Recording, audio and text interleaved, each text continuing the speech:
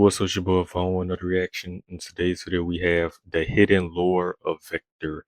Yeah, game. What was the story? Like, what was the story behind this game? What is this game about? I just played this shit as a kid, and it was fun as fuck. Is this game about like escaping the Matrix, my nigga? Like, by and who this video made by? Video by DG90. Let's get into it. This from a year ago, by the way. This a video from me ago. Want to watch it. Welcome to our brave new world. A world free of strife. Oh, they got the chips in the head. Oh yeah, this about the Matrix. This is what we going to. They're gonna put the neural chip in your head. There's no need for you to rush. You're already where you were meant to be. Oh, the rat race. They working in the corporate world. I was right. This gotta be about being in a Matrix. And the nigga you're running, the nigga you play as, you running away, you're escaping the Matrix. He escaped, and they trying to kill him for escaping the Matrix. Ding, ding, ding, a light bulb. There's no need for you to think.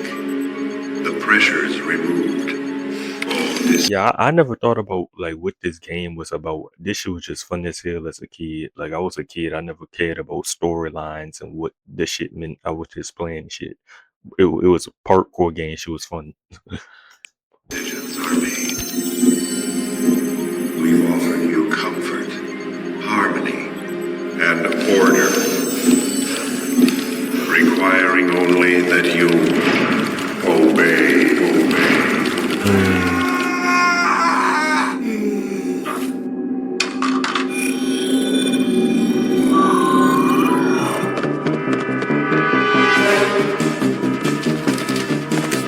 He escaped.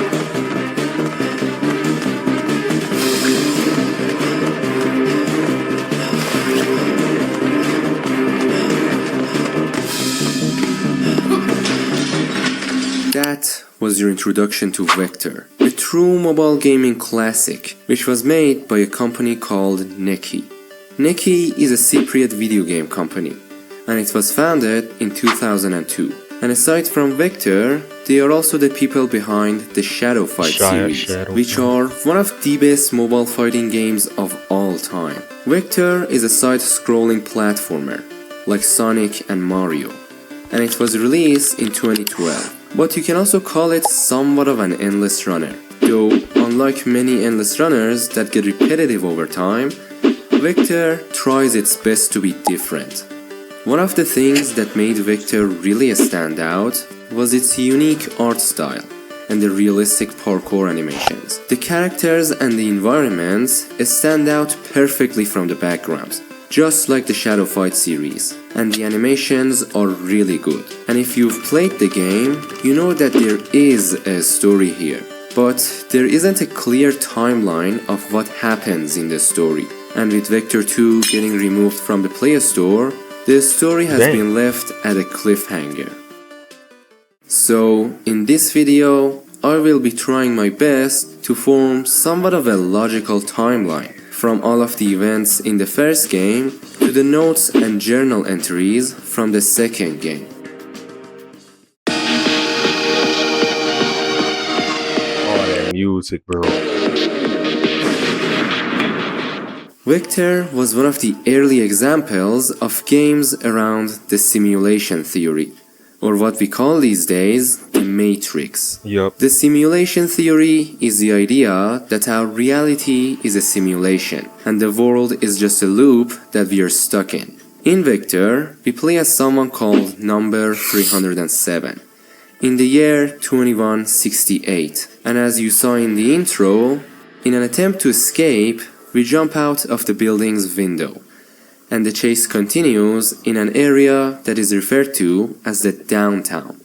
Luckily for us, however, we are a parkour expert, and we also have inhuman stamina, so we can easily do things like epic parkour moves, run really fast, and also jump across buildings without getting tired.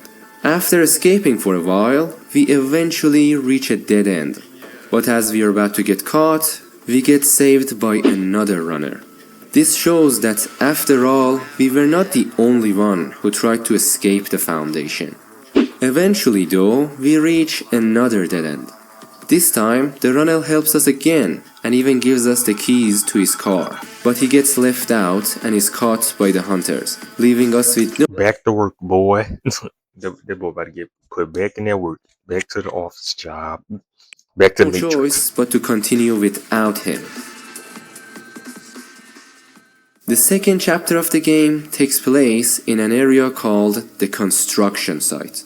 And the levels here get really hard, and even the environments work against you. After a while, we reach another runner, and as she's trying to escape with her glider, we catch up and go with her. But since the glider wasn't designed for two people, it crashes, forcing us to once again go on foot. The last chapter takes place in an area called the Technology Park, and the number of hunters here has increased by a lot. After some time, we find a futuristic bike and escape with that. But in the end, the inevitable happens, and we get surrounded by hunters, and the chase comes to an end. In the final cutscene, we can see that they've put us in a cell, along with the other runners who tried to escape. And that was the end of Vector Classic. Your ass back in the Matrix. The game left us with many unanswered questions, like who is the You know this so Illuminati probably don't know about this game, but so Illuminati I love this shit. Foundation? Why did they put us in a cell? And what's the story behind everything? Well, the answer to these questions are in the failed sequel, Vector 2. Vector 2 was released 4 years after the original, in the year 2016. And like how it happens with many games, it is considered a failed sequel by the community, because shortly after the release, it was abandoned and put aside. One important thing that Vector 2 failed to capture was the feeling of the first game. Vector was a simple and fun game, but the sequel just overcomplicated everything, which caused its downfall. Anyways, in Vector 2's introduction scene, we get awakened from our nightmares of the previous game, and we can see that we are now in a high-tech lab. The year is 2188. 20 years have passed since the original game, and during this time, we were just trapped in our cell. The main way we can extract lore material from this game is in the game's notes and journal entries, and after reading all of them, here's the timeline that I was able to form. We are in the 22nd century, and the government has gathered a group of the most talented scientists and has put them in a top-secret foundation, which was built by prison inmates. Their goal was making weapons for the military, and during this time, they were able to make 3 different inventions. The first one is an artificial intelligence named Sam. The second one is a group of medical nanobots called the Swarm. And lastly, an unnamed cloning device.